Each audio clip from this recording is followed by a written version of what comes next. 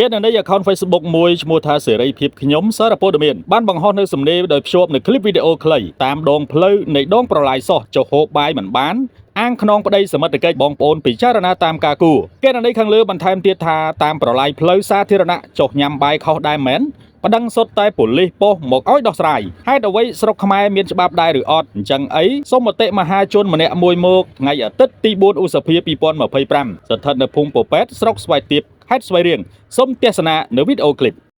ថៃតាមបន្លាយបងប្អូនជួយមើលនេះតាមបន្លាយផ្លូវរត់នេះអានេះបកោភ្លើងរត់នេះបកោភ្លើងរត់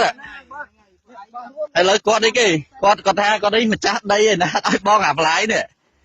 បងអត់យល់បាទទេហាមស្រួលណា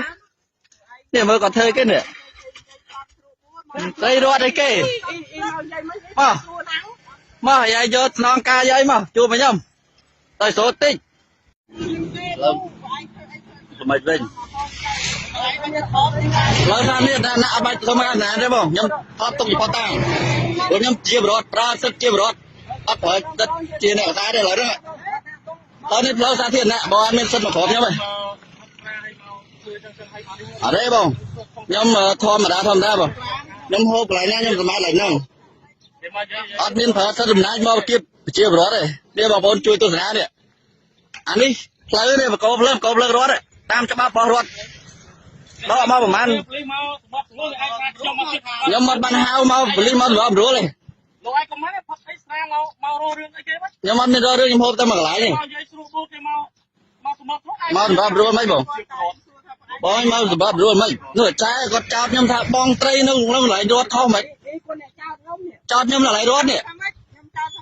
ចោតថាបងអត់មានសុំហើយទេមិនសុំមិនហើយរត់នេះហើយរត់នេះអីហៅបរិមកបរិមកខ្ញុំមិនបងបានហៅបរិមកឯងនេះគាត់ទេតែមើលហៅបរិមក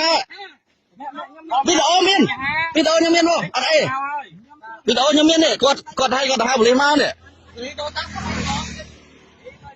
នៅនេះផ្លូវសាធារណៈបងខ្ញុំប្រើសិទ្ធិប្រជាពលរដ្ឋធម្មតាខ្ញុំអត់មានសិទ្ធិថតបើមុខកន្លែងធ្វើការបបងមុខ